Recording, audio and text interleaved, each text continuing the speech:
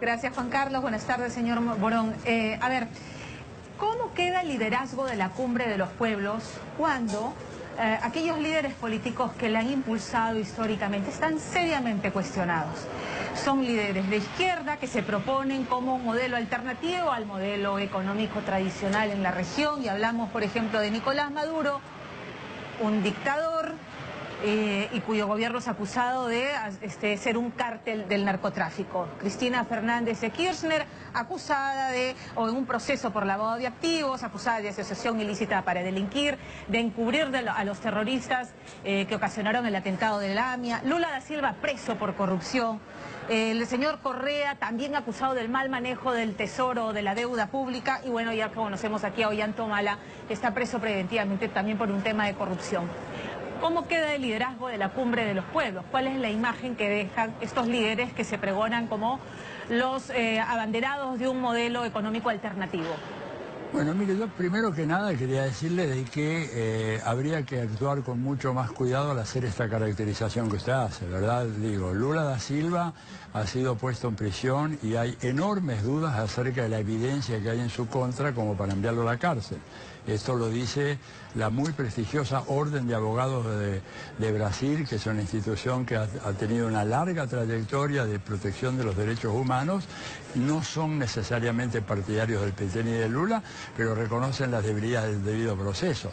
En el caso de Correa no hay absolutamente una sola prueba que lo pueda inculpar. Sin embargo, ha habido un linchamiento mediático del señor Correa, y yo creo que si hay algo que tenemos que defender es el debido proceso, Pamela. No puede ser que porque hay una acusación, porque así como hoy acusan a Correa, mañana la pueden acusar a usted, ¿no es cierto?, de un delito y usted quede indefensa. Tenemos que atenernos a la regla del derecho. El derecho es cuando hay pruebas, y si hay pruebas efectivas, las personas tienen que ir a la cárcel, pero no se les puede, verdad, condenar preventivamente como desgraciadamente se hace en muchos casos. El caso de Nicolás Maduro, se dice que es un dictador muy especial porque rige un país donde ha habido más de una elección por año. Yo le pediría que veamos que otro país de América Latina y del mundo ha tenido elecciones de ese tipo, monitoreadas permanentemente. ¿Cómo definiría usted, si me permite, señor Morón, cómo definiría usted entonces el régimen de Venezuela, de donde ha habido un éxodo de 2 millones de personas huyendo de la crisis humanitaria y económica, donde la prensa es reprimida, donde la fuerza se utiliza para perseguir a la prensa independiente, y una prensa acallada por la bota chavista? Realmente me sorprende lo que usted dice. Se ve que no ha estado en Venezuela, ni conoce el país, ni ha recorrido, ni ha hablado con la gente, porque fíjese usted que los principales líderes de la oposición de Venezuela, María Corina Machado, Borges, etcétera, entran y salen del país sin ningún problema, hacen declaraciones a la prensa, tienen conferencias de prensa, todo eso se publica en los medios venezolanos. La verdad que si eso... Perdón, quiero terminar. Si eso es una dictadura, bueno, le aseguro que en la carrera de ciencia política de Estados Unidos tenemos que empezar a definir otra vez lo que es una dictadura. Yo creo que acá hay una visión muy estereotipada que no ayuda para nada. Y en cuanto a los emigrantes, les digo, probablemente, no sé si el número de ese 2 millones me parece un número muy exagerado, en todo caso es menor de la cantidad de gente que huye de Centroamérica, México y Colombia yendo hacia los Estados Unidos o hacia otros países a buscar refugio por la crisis económica. Entonces seamos equidistantes y veamos, ¿hay gente que está saliendo de Venezuela? Sí. ¿Hay una crisis económica en Venezuela? Sí. Pero miremos el otro lado también. Expliquémonos por qué hay millones que también están saliendo de Centroamérica y México y que están jugándose la vida para entrar a Estados Unidos. ¿Definiría una democracia? En Venezuela, usted ha hablado de elecciones sucesivas, Juan Carlos, perdón. Sí. El señor Morón nos hablaba de elecciones sucesivas en Venezuela. Todos los poderes dominados por el chavismo. ¿Se puede hablar de elecciones transparentes? Han habido denuncias internacionales de cómo es que esas elecciones son manipuladas, de cómo el referéndum que trató de llevar la Mesa Única Democrática nunca se llegó a terminar la contabilización de los votos, el referéndum quedó en nada. Hay persecución política, hay presos políticos, las denuncias internacionales están en todos los periódicos independientes del mundo. No, yo creo que está equivocada también, perdóneme, pero la verdad que no es así. En todo caso, yo digo, esta es una opinión, yo le doy la opinión del expresidente de Estados Unidos, Jimmy Carter, que dice exactamente lo contrario a lo que dice usted, y él preside una fundación, la Fundación Carter, que se dedica a estudiar este tema, y él ha dicho que el sistema electoral venezolano es más transparente y confiable que el de Estados Unidos, primero.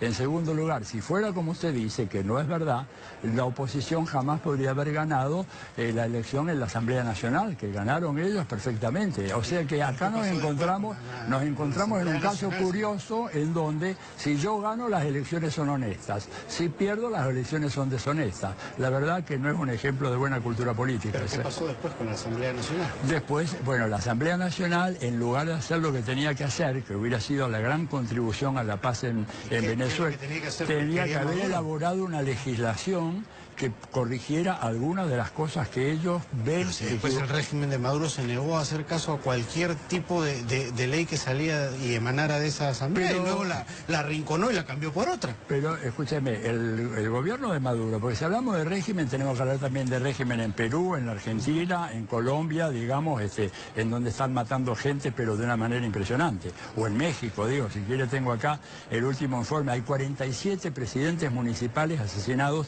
en México. Eso parece no ser noticia, parece que acá... Bueno, claro, y eso es obra del narcotráfico, sí, pero, ¿no es cierto? Pero no veo yo la denuncia en contra del gobierno mexicano diciendo que autoriza eso, o que se queda de brazos cruzados, o que no investiga la muerte de los 43 chicos en Ayotzinapa, o las matanzas permanentes. Ya han matado 4 periodistas en México en lo que va del año, y yo no veo que nadie...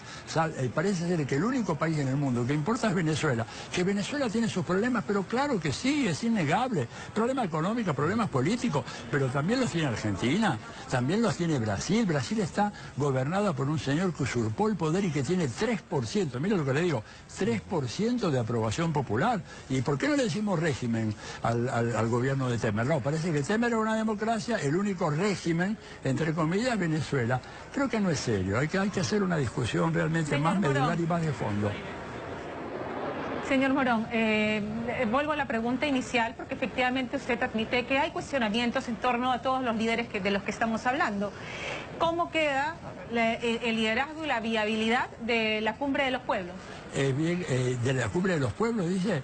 Mira, la Cumbre de los Pueblos va a seguir una dinámica que es independiente de los gobiernos. La gente que está ahí no necesariamente representa a los gobiernos. Yo no represento a ningún gobierno, ni muchos de los que están ahí. Creo que nosotros podemos hacer una contribución positiva a discutir algunos temas que son de enorme importancia para América Latina. ¿No es cierto? Creemos que tenemos derecho a escuchar nuestros puntos de vista ante un presidente como el de Estados Unidos, que ha calificado a nuestros países como países de M. Por razones de respeto a la audiencia no voy a decir lo que el muy mal educado presidente americano dijo de Perú, de Argentina y todo lo demás. Entonces nosotros tenemos alguna opinión, no somos esa clase de países, somos países que queremos tener una vida digna. Va a ser muy difícil, es una tarea enconadísima, haga lo que haga, siempre va a tener gente que está en contra. Dilma Rousseff era una persona a la cual no le encontraron absolutamente nada, y usted sabe cómo la defenestraron de mala manera, apelando a malos jueces y a malos legisladores corruptos. Usted sabe que casi la mitad de la Cámara de Diputados de Brasil está investigada por delitos de corrupción. Entonces, y esos fueron los que condenaron a esta señora, ¿verdad? Entonces me parece que tenemos que tener mucha cautela en estos momentos, no dejarnos llevar por los clichés fáciles, este es un régimen, este es bueno, este es malo. Tenemos problemas gravísimos en toda la región. Yo lo estoy viendo y creo que es importante el diálogo, ponernos de acuerdo, sin extender un cheque en blanco a ningún gobierno. Que hay un problema de corrupción en todos estos países y que hay problema de corrupción en Venezuela, pero claro hay, pero Francisco dice que hay un problema de corrupción en el Estado del Vaticano y que está luchando él contra la mafia que se le metió en el Banco del Vaticano. Entonces ampliemos el foco para poder hacer un análisis comparativo y viendo a ver qué es lo que podemos hacer, porque esto nos hace mal a todos, de un lado y del otro. Ok, muchísimas gracias. Bien, Juan Carlos. Sí.